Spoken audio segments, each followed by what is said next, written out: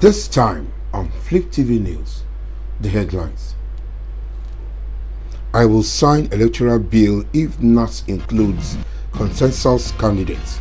Indirect primary, says Buhari. Lagos tops as EFCC secures 2,220 convictions in 2020. Gunmen abduct Chinese workers, kill security guards at hydropower dam in Niger State. And finally, failure comes to my mind when I hear PDP, says Buhari. Good evening, I am Shijola Afolabi. You're welcome to Fliptv News. Now, news in details. President Muhammadu Buhari has stated his readiness to sign the Electoral Act Amendment Bill after the National Assembly makes the necessary adjustments. He, however, said such changes must include the addition of consensus candidates, indirect primary options to the mode of selecting a candidate for an election, as against the initial direct mode as the only option to conduct primaries by political parties.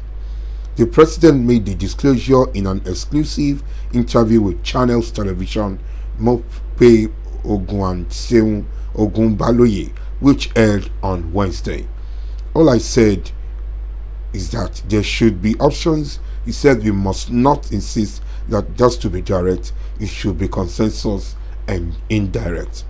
Asked if he would sign if the lawmakers direct the change in that direction, he affirmed, yes, I will sign. There should be options. You can't dictate to people and say you are doing democracy. Give them other options to say they can make a choice.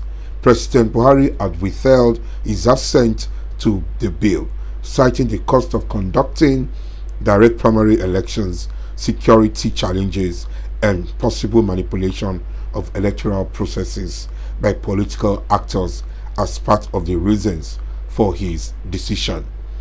In their reaction, lawmakers in the House of Representatives could not immediately take an action, but they had said they would adequately address the matter in January. During a plenary in December, Speaker of the House Femi Gbajabiamila has explained that the time was short to address such a sensitive issue. At the upper chamber, the Senate also resolved to consult with the House of Representatives in January when both chambers would be in session. While the lawmakers have yet to resume from recess or deliberate on the bill, President Buhari said it was wrong to force an option on the people, stressing the importance of allowing people to choose from available options. He relived the events that led to his election into office and ended 16 years rule of the People's Democratic Party (PDP) in 2015. The Economic and Financial Crimes Commission (EFCC) said on Thursday that it secured a total of 2,220 convictions across all its commands in 2021. In a statement, the agency explained that the figure, which emerged from a review of the commissioner's performance in the outgone year, shows that the Lagos command of the agency recorded the most convictions, 481, closely followed by the Ibadan command with 324 convictions, while the Port Harcourt Zonal Command had 230 convictions. According to the statement, the conviction secured by the Commission in 2021 is the highest by the EFCC since inception. Before 2021, the highest record of conviction by the Commission was secured in 2019 with 1,280 convictions. The 2,220 record of 2021 is a 127.5% improvement over the 2019 record. Interestingly, the 2,220 record represents a 98.49% success rate in prosecution, as the Commission said it lost only 34 cases during this period. While commenting on the performance, The executive chairman of the EFCC, Abdul Rashid Bawa, commended the personnel of the commission for their industry and dedication despite the challenges of criminal prosecution in court. He also assured that the EFCC will continue to motivate all categories of staff for greater efficiency through capacity development and other incentives. Gunmen abducted 3 Chinese workers at a hydropower dam project in Zungeru in the Wushushi local government area of Niger State, killing 2 local workers in the process. According to a statement by the police authorities in the state on Thursday, workers on the hydropower dam project comprised of some Chinese expatriates and local staff who were attacked while working on the transmission line tower along Gozage village. The police spokesperson in Niger, Wasiu Abiodun, said a Chinese expatriate and the local staff were shot while 3 Chinese expatriates were declared missing after the gun duel.